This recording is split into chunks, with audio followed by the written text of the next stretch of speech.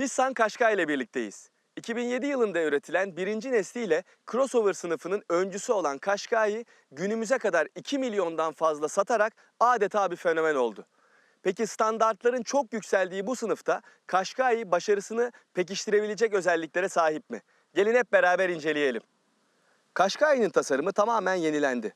Daha keskin hatlarla şekillenen gövde sayesinde yeni Qashqai çok daha atletik görünüyor. Selefine göre genişliği 20 milim, boyu da 47 milim artarken yüksekliği 15 milim azaltılmış. Bumerang formlu LED gündüz farları Qashqai'nin diğer araçlardan kolaylıkla ayırt edilmesinde pay sahibi. Otomobilin arkasında da yeni, daha büyük, daha farklı stoplar kullanılmış. Ama bundan daha önemlisi bagajda gizli. Bagaj eski nesle göre 20 litre daha fazla hacim sunuyor. Yani artık 430 litre. Ama daha da önemlisine gelecek olursam eski nesilde bagaj kapağı çok yüksek açılmıyordu. Yani orta boyun üstündeyseniz kafanız buna çarpabiliyordu. Ama bunda 15 santimlik bir artış söz konusu. Böylece bagaj artık daha güvenli, daha kullanışlı bir hale gelmiş. Qashqai'nin içi artık çok daha kaliteli. Burada kullanılan yumuşak plastik malzemeler ve yeni tasarım dili premiumları aratmayacak bir havaya sahip olmasında önemli pay sahibi. Küçük eşyalar için artık daha fazla yer var. Vitesin arkasında 2 bardaklık, onun önünde de yeterli bir alan mevcut. Buradaki dikkat çekici yeniliklerden bir tanesi artık mekanik değil, elektrikli park freninin kullanılıyor olması. Yeni Qashqai'de benim hoşuma giden özelliklerden bir tanesi sürüş pozisyonunun biraz alçaltılmış olması.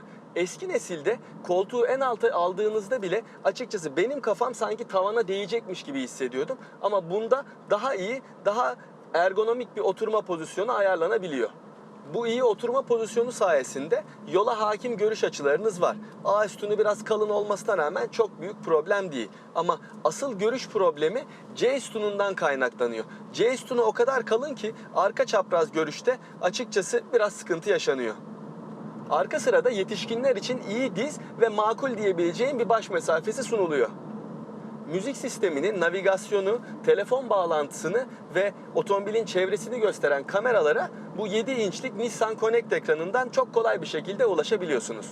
Ama bunun kullanımında bir gariplik var. Müzik sisteminde kanalları yukarıya doğru arttırmak istediğinizde, yani büyütmek istediğinizde benim mantığıma göre direksiyonun üstündeki sağ tuşa basmak gerekiyor. Fakat şu an gördüğünüz gibi sağ tuşa birkaç kere basıyorum fakat rakamlar artacağına azalıyor.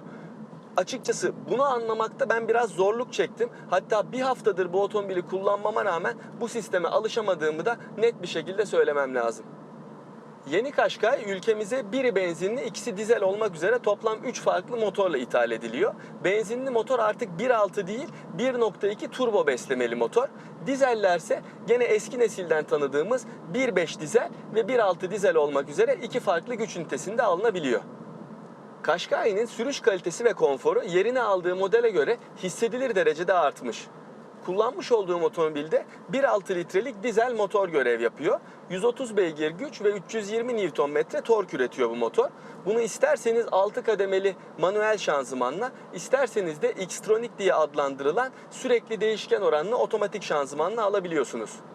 Renault-Nissan ortaklığında geliştirilen bu motorun çekiş özellikleri çok iyi. Yani şöyle bir örnek vereyim. Bu motor 320 Nm'lik torkuyla 2 litrelik dizel motorları aratmayacak performansa sahip. Genel anlamda motor çok canlı bir yapıya sahip. Eğer en alt devirlerde kalmazsanız, yani 1500 devir seviyesinin üstüne çıktığınız zaman çok rahat bir çekiş sunuyor size. Ve uzun yolda mesela 6. vitesle 80 km/saat'te hızdan son süratine kadar rahat bir şekilde hiç vitesle haşır neşir olmadan rahatlıkla ulaşabiliyorsunuz.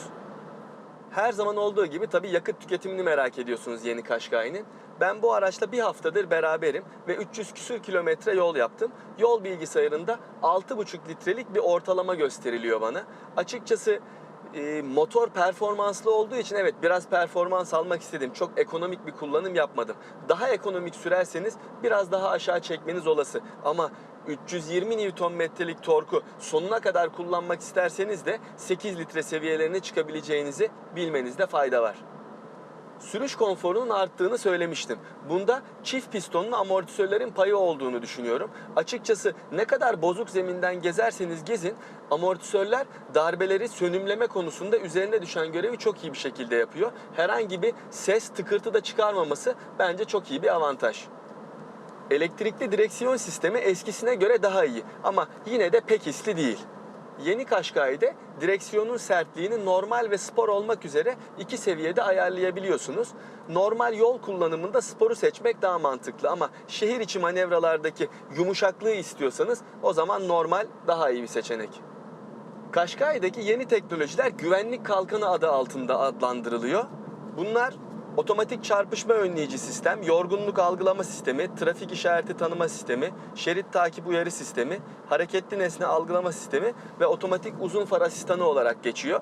Bunlara fazla detaya inmeyeceğim. Bunlardan açıkçası bahsetmeyeceğim. Çünkü bunları Nissan'ın internet sitesinden kendiniz de öğrenebilirsiniz. Ama bu otomobilin artık bir kalkan çevresinde daha güvenli olduğunu bilmekte fayda var. Tabii tahmin edeceğiniz üzere bu donanımların neredeyse tamamını ekstra ücret ödemek zorundasınız. İkinci nesil Qashqai omzunda çok ağır bir yükle dünyaya geldi.